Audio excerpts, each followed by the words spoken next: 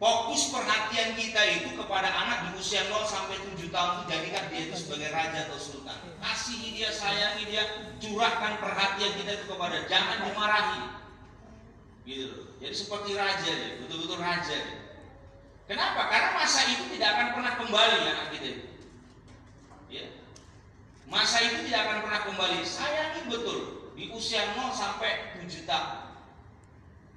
Baru yang kedua, usia 7 sampai 14 tahun, jadikan anak itu menjadi tawanan perang. Kalau tawanan perang itu budak lah istilahnya. Tawanan perang, hidupnya itu diatur, makannya diatur, ya, bangun tidurnya, sholatnya, ibadahnya, makannya, bahkan semuanya itu diatur. Seperti tahanan perang tadi, diatur dengan baik. Ya. Baru di usia 14 tahun sampai ke 21 tahun, jadikan dia itu partner, konco, best friend, dongan, apa lagi? Teman. Apa? Kedan. Nah, itu. Di usia 14 sampai 21 tahun jadikan dia kawan. Kenapa demikian? Kalau aturan ini diikuti, insya Allah anak kita itu baik. Bapak Ibu yang dimuliakan oleh Allah, di usia 7 sampai 14 tahun, kalau anak itu tidak patuh kepada kedua orang tuanya, Bapak Ibu masih bisa ngancem.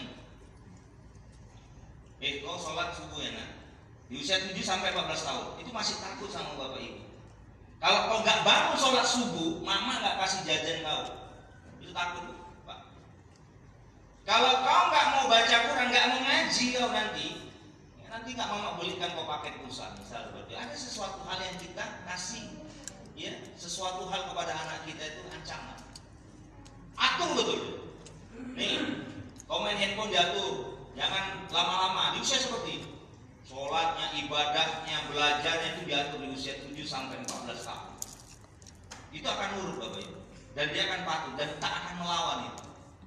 Tapi kalau Bapak Ibu menyuruhnya nanti di usia 14 sampai 21 tahun, apa yang terjadi? Begitu nanti Bapak Ibu menyuruh anak tersebut, itu kan usia SMP sampai SMA sama kuliah itu. Memang dia secara verbal, dia tidak melawan. Ya. Secara verbal dia tidak akan melawan. Dia secara omongan tidak melawan kepada ibu atau bapak. Tapi dia mendiamkan diri. Bapak ancam lah, nanti kalau nggak sholat subuh kau nak, nggak kasih emak uang jajan. Dalam hati nggak ada masalah. Kenapa? Karena nanti di sekolah dia bisa ngutang sama kawannya. Dia sudah berakal. Ketika kita kasih sesuatu hal dalam hidupnya itu, dia bisa memiliki apa? Ya manuver tersendiri kepada dirinya, melakukan tindakan-tindakan yang barangkali ya nggak ada masalah. Orang tua aku nggak ngasih pun nggak ada masalah. Aku masih punya teman. Maka disitulah Bapak Ibu yang dimuliakan oleh Allah Subhanahu Wa Taala, di usia seperti itu jadikan dia teman kita. Jangan sampai anak itu curhat sama orang, gitu. Anak SMP itu jangan sampai dia curhat kepada orang lain. Anak SMA itu jangan sampai curhat kepada orang lain. Sebaik-baik curhat, sebaik-baik cerita itu kepada kedua orang tuanya. Mak, kenapa Mak? Kenapa Mam? Ini mau boleh, ada apa? Ada apa nak? Tadi aku ditembak sama kawan Mak. Kena perempuan. Bu, nasihat itu, kalau ibu nasihati sama anak, pasti ibu memberikan yang terbaik kan Bu? Terbaik. Terbaik. Karena ibu juga pernah ditembak dulu sama mantan pacar ibu, betul nggak? Jujur lah, jujur. Tengok malu-malu sambil makan dia juga, kasih tahu juga udah. Pasti ibu akan menyesuaikan pengalaman yang ibu lakukan itu terhadap anak, memberikan yang terbaik kepada anak. Tapi kalau anak tersebut cerita sama kawannya, Ustaz nggak bisa jamin. Bisa jadi dia menjerumuskan kawan.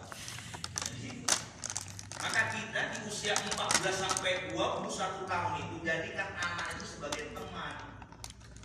Ya, curhatnya itu jangan sama orang lain. Curhatnya itu sama ayah, sama emaknya, sama kedua orang tuanya. Pasti itu akan menjadi pelajaran yang terbaik, yang terpenting kepada anak kita. Karena pengalaman kita secara empiris itu bisa kita sampaikan kepada anak-anak kita dengan baik. Itu dia. Jadi maksudnya itu fase air itu ke sana. Baru yang kedua ada fase angin. Fase angin itu Ustaz apa? Usia 20 sampai 40 tahun. Sifat angin itu bisa ke bawah, bisa ke atas. Ini fase puncak. Di usia inilah manusia itu bisa menata karirnya, bisa sampai ke atas. Maka petua orang tua kita dulu di masa inilah, kalau kau ingin mencapai puncak popularitas itu di usia ini, masa ini, fase angin ini.